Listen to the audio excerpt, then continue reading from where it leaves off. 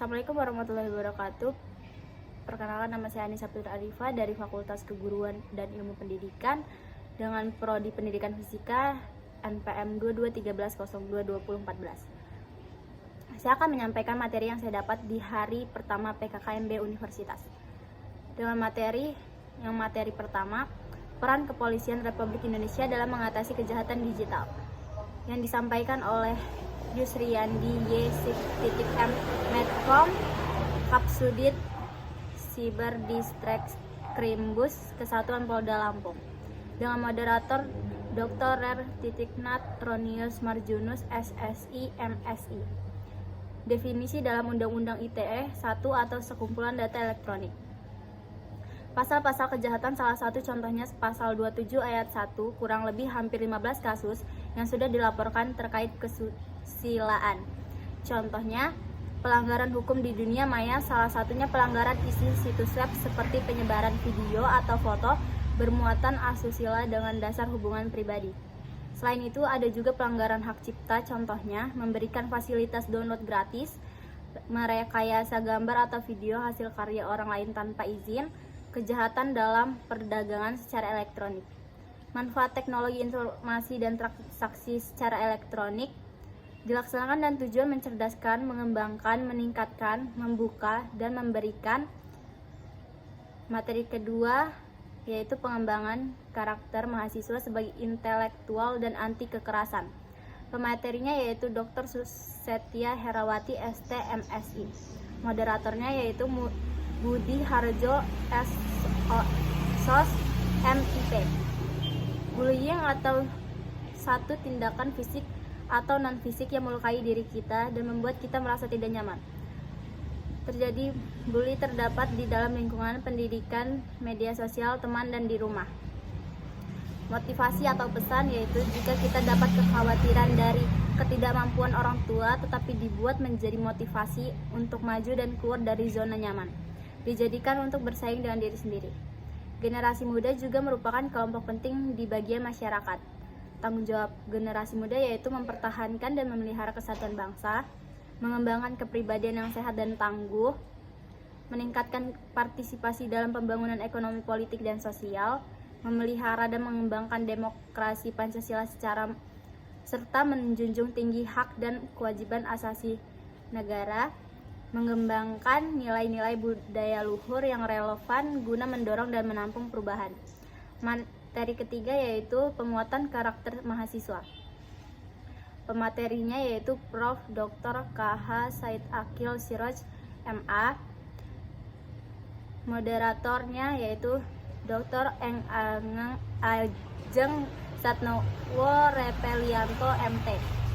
Kita harus bangga menjadi Muslim Indonesia karena sejak dulu sampai sekarang kita mempunyai prinsip yang kokoh.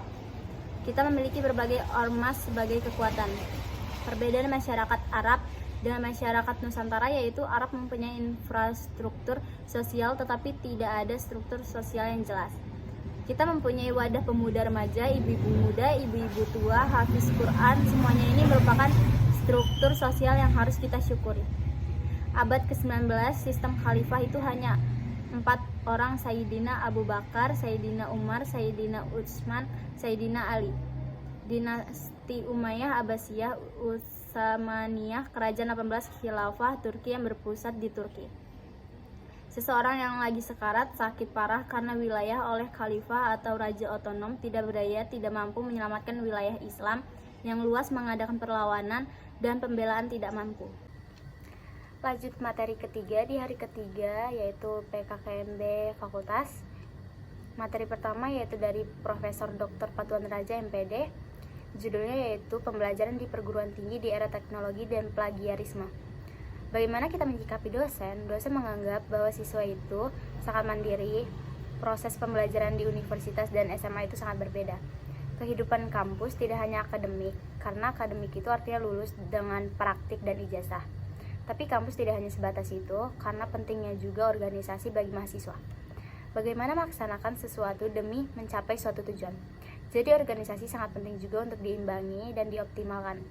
Lembaga kemahasiswaan sebagai wadah untuk pengembangan karakter mahasiswa.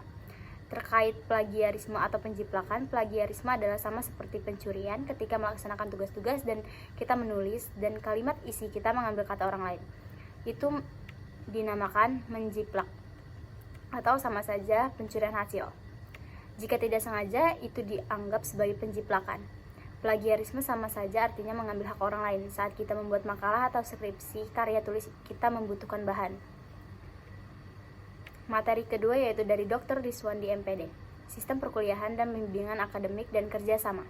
Analisis mahasiswa yaitu 1. Kemampuan akademik, 2. Bagaimana terujinya kurikulum kalian yang mengalami SMA daring, 4. Pemulihan, 3. Pemulihan, 4. Ekosistem belajar.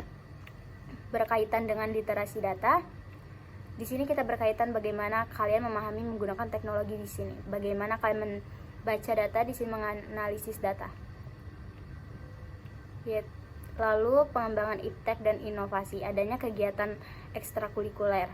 1. Integrasi kemampuan organisasi atau UKM. Yang kedua, kemampuan kognitif, yaitu berpikir kritis sistemik. 3. Belajar sepanjang hayat. Tujuan SKS: 1. Memberikan kesempatan kepada para mahasiswa yang cakap dan giat belajar dapat menyelesaikan studi dalam waktu yang singkat. Yang kedua, memberikan kesempatan kepada mahasiswa agar dapat mengambil mata kuliah yang sesuai dengan minta, bakat, dan kemampuannya. Materi ketiga yaitu dari Dr. Handes Supriya di MPD, fasilitas untuk perkuliahan dan mahasiswa. Di FK fasilitasnya yang pertama tempat parkir terpadu ada 2, BNI, GSG. Yang kedua gedung dekanat, yang ketiga gedung A, tempat berkumpulnya mahasiswa yang berjumlah 200 orang, ruang dekan fakultas. Gedung B, gedung ilmu pendidikan, gedung yang dapat dipakai untuk aula B, ruang sidak, toilet, laboratorium PAUD, ruang baca. Yang gedung 5 yaitu gedung C untuk pendidikan bahasa dan sastra seni, kantor, ruang guru besar, aula C kapasitas 400 orang. Gedung D, gedung penjaskes, gedung E, gedung ilmu pengetahuan sosial, gedung F, jurusan bahasa, gedung G, jurusan MIPA, ruang baca, gedung H, gedung J, pusat kegiatan mahasiswa, dan Panglima Polim. Sekian dari saya, makasih.